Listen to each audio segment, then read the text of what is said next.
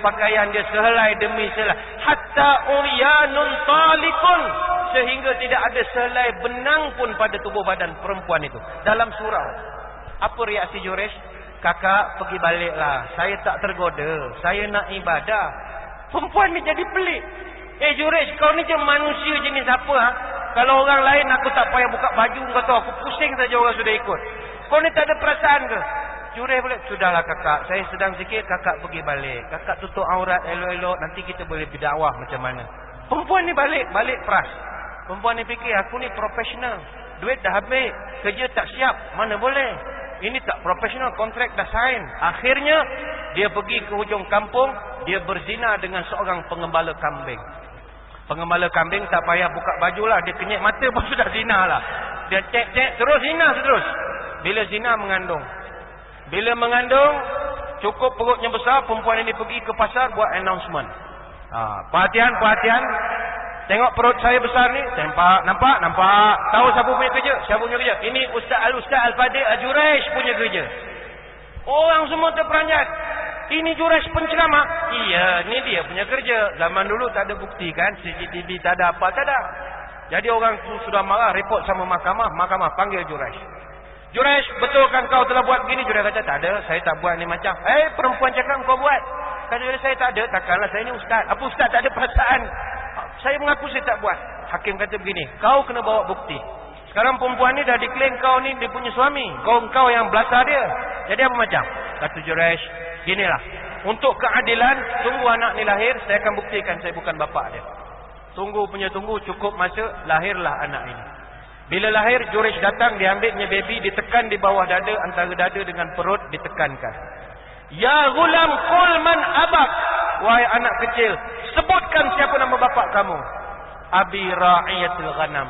Budak ini bercakap, bapak saya pengembala kambing. Lalu Juresh kata, kamu nampak? Bukan aku bapak. Jadi budak ini bercakap. Budak ini antara 7 orang baby yang diizinkan Allah bercakap dalam dunia. Termasuk Nabi Isa, ada beberapa orang lagi. Jadi tuan-tuan, cerita Juresh yang panjang ini apa sebabnya? Puncanya dia tak jawab, mak dia cakap saja. Impak. Saya nak terangkan impak. Bukannya Juresh ini pernah lawan mak. Bukan dia pernah sakit ke hati mak, tidak. Dia pernah pukul mak, tidak. Dia hanya kesilapan kecil, tidak menjawab saja panggilan mak. Tapi Allah ujinya dengan cara yang sangat luar biasa. Maka sedahlah wahai anak derhaka sekalian. Mak kita itulah seorang. Baliklah. Bertanya khabarlah kepada ibu kita. Jangan dah tunggu mak kita mati, baru kita terhege-hege nak belikan dia batu nisan yang paling cantik. Taruh marble lah, order kayu jati Indonesia macam-macam. No, berbakti pada mak masa dia hidup. Masa dia hidup, dia dah mati, tak ada gunanya lagi. Wahai anak daka, baliklah rumah malam ni. Lepas forum, jangan sekarang, lepas forum. Kalau boleh tidur rumah mak malam ni, pagi esok breakfast sama-sama, suapkan dia makan. Suapkan. Sementara dia ada. Kalau tuan-tuan buat baik pada mak, percayalah, anak-anak kita akan jaga pula kita nanti. Wallahu a'lam. Demikianlah sebuah nasihat bijak dari Ustaz Balisa. Itu Juresh Ustaz. Kalau Juresh ada perempuan buka-buka, baliklah. Tapi kalau depan saya ni, macam mana agak-agak? Saya tanya, boleh tak macam Juresh? Agak-agak boleh. Ada perempuan tari dangdut tanpa selai benang pun, nak suruh balik ke tidak? Jawab. Ya kan? Saya tahu paling jawabnya apa Ustaz. Mana ada buaya tolak bangkai Ustaz? Mana ada buaya tolak bangkai? Artinya apa? Memang dia keturunan buaya Ustaz. Artinya dia sudah mengaku dia buaya. Ya kan? Yang satu cakap apa? Kalau ada perempuan tanpa aurat depan mata macam mana? Apa lagi? Tengok mudarat, tak tengok mubazir. Itu masalah. Baik. Bercakap pasal mak, satu hal mana yang tidak pernah habis saya katakan. Betul, kewajiban seorang anak kepada mak lebih 3 kali daripada bapa. Ummi 3 kali, ibu baru bapa. Dan harus kita akui, jam kerja ibu, jam kerja emak itu jauh lebih berat dari bapak. Betul. Ya kan? Dari hamil saja saya katakan, Ustaz dah jelaskan, ibu yang mampu, suami tak mampu. Kerisauan ibu yang sedang hamil, sampai tanya bidan orang kampung, ada tukang urut tu kan, tanya, ni macam mana ni Mak Limah anak saya ni, laki-laki ke perempuan, dia nak tahu betul. Mak Limah cakap, ni kalau goyang-goyang sebelah kanan laki-laki, kalau goncang-goncang sebelah kiri perempuan. Makcik ni menangis. Kenapa nangis? Anak aku goncang kat tengah, bapuk agaknya.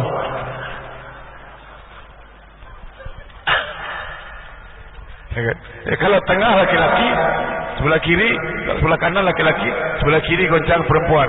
Ini anak aku goncang kat tengah ni, perut aku ni macam mana? Jam kerja ibu, emak lebih banyak daripada kaum bapa. Bapa bangun tidur pukul berapa? Pukul 6 katakan, ya kan? Tapi mak, ibu pukul 5 dah bangun masakkan air, ya kan? Bapa balik kerja pukul 5, mak belum, masih cuci piring, masak nasi. Seorang suami barangkali pukul 8, 9 dia nonton TV, tapi si ibu belum boleh nonton TV, cuci piring lagi, semua lengkap, ya kan? Ya, insyaAllah lah pukul 10 si bapa barangkali tidur, si ibu belum tidur. Kenapa? Ni anak lagi nak kemas dan menangis, nak kena kasih susu pula kan. Yang satu pula dah diam, ya kan? Satu tak menangis, yang satu dah diam, bapak dia pula menangis, pun nak kena kasih diam. Jadi jam kerjanya banyak. Jadi kita perlu respect kepada ibu itu. Nah, penutup barangkali dari forum ini, saya ingin menjelaskan apa. Kita tahu bahwa rumah tangga Rasulullah itu tidak semewah rumah tangga kita, saya katakan. Bahkan dalam sejarah beliau itu makan, inilah bezanya kita dengan Nabi Muhammad barangkali. Antara kita dengan Nabi itu beza sikit ya. Kalau Nabi sikit makan, kalau kita sikit-sikit makan. Aduh, jadi beza sikit sangat. Kalau Nabi sikit makan, kalau kita sikit-sikit makan. Itu bezanya. Ini ada makan tak kan? Ada. Kalau Nabi sikit tidur, kalau kita sikit-sikit tidur. Itu. Nabi makan, dia akan berhenti sebelum kenyang. Kalau kita dah kenyang pun belum berhenti. Itu. Ini perbedaan-perbedaan. Nah, di tengah-tengah kemiskinannya, beliau mengatakan apa?